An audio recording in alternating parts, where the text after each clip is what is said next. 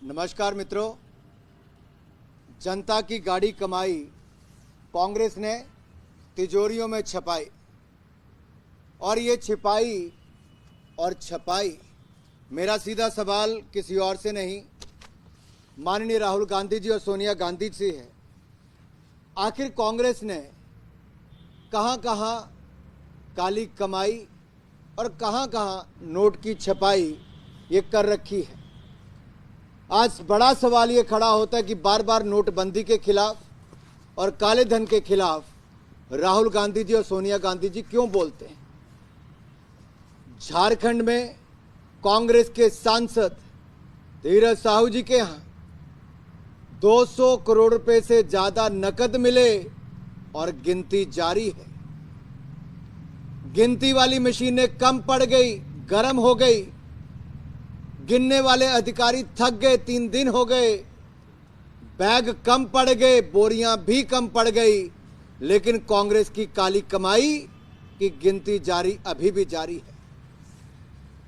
Congress, corruption, cash, ये तीनों एक साथ चलते हैं। कांग्रेस आई, करप्शन लाई और कैश की दिखाई आप सबने देखा ही है। कांग्रेस है जहां, करप्शन है वहां। ये आज की बात नहीं मैं कर रहा, आजादी के बाद सबसे पहला घोटाला हुआ। मैं इसलिए याद करा रहा हूं, पिछले दिन फ्लैग डे था और कांग्रेस की काली कमाई रक्षा घोटालों से शुरू होती है। जीप घोटाला नेहरू जी के समय, उस जमाने में करोड़ों रुपए का घोटाला, फिर बोफोर्स घोटाला राजीव गांधी जी के समय, और सोनिया जी राहुल जी के समय तो सब रिकॉर्ड तोड़ दिए। ऑगस्टा वेस्टलैंड से लेके अन्य घोटाले, अगर कांग्रेस के घोटालों की बात करें तो एक के बाद अनेक घोटालों की सूची सामने आती है। और तभी तो दर्द कांग्रेस को होता है, तभी तो नोटबंदी पर बार बार सवाल खड़े करते हैं, तभी तो ईडी और सीबीआई पर कांग्रेस सवाल खड़ा करती है। लेकिन सवाल मेरे भाई और बहनों ये है कि शराब घोटाला अगर आप छत्तीसगढ़ का देखेंगे, हजारों करोड़ का घोटाला है। महादेव ऐप पे हजारों करोड़ रुपए का घोटाला, और अब इनके ही सांसद का साथ लगते झारखंड में 200 करोड़ रुपया कैश मिल भी गया, गिनती जारी है। और राहुल जी और सोनिया जी, मेरा निवेदन ये रहेगा कि आप देश को बताएं कि ये सारे के सारे तार कांग्रेस के साथ ही क्यों जुड़ते हैं, और आप बार बार ईडी सीबीआई का विरोध क्यों करते हैं। एजीएल केस में बेल पर कौन है, और एक के बाद दूसरे कांग्रेस के नेता का नाम घोटालों में और करप्शन के मामलों में आता है। ऐसा कोई बचा नहीं जिसको कांग्रेस ने ठगा नहीं। मित्रों, अगर इनकी जहां जहां गठबंधन की सरकारें हैं, वहां के उदाहरण भी देखेंगे, ये सरकारें तभी टिकी है, और इंडी अलायंस भी ये तभी टिका है। घमंड तो इनका चूर चूर हो गया, लेकिन भ्रष्टाचार के नए नए रिकॉर्ड इन्होंने बनाने शुरू कर दिए।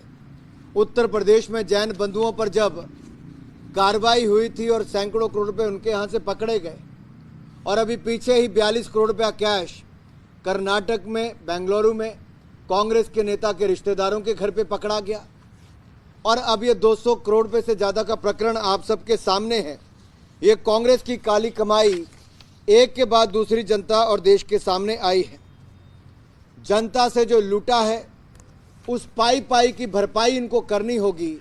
ये मोदी की गारंटी है कि ईडी, सीबीआई या कोई भी कार्रवाई होगी, ये जांच एजेंसियां अपनी कार्रवाई करें और कांग्रेस की काली कमाई को देश के सामने लेकर आए। मेरा निवेदन कांग्रेस से, सोनिया जी और राहुल जी से रहेगा कि अब तो चुप्पी तोड़ो।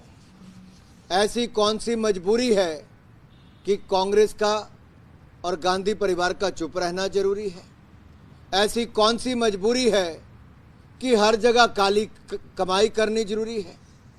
ऐसी कौन सी मशीन लगाई है कि करोड़ों रुपए की छपाई करके दिखाई है। और कोई प्रदेश ऐसा कांग्रेस शासित नहीं बचा है इनके गठबंधन का जहां कांग्रेस के काले कारनामे, काली कमाई और ये नोटों की ये आपके सामने ना आया हो। मुझे अंत में इतना ही कहूँगा कि ये दर्द राहुल जी का, सोनिया जी का साफ नज़र आता है नोटबंदी को लेकर, क्योंकि नोटों की गड्डियाँ एक नहीं 9-9 अलमारियों में पाई जाती हैं, बेड में पाई जाती हैं, कोनों में पाई जाती हैं, और इतनी कमाई है जिसके लिए बोरियां, बैग ये सब भी कम दिखाई पड़ता है, मशीनें भी गर्म पड़ जाती हैं। धन्यवाद।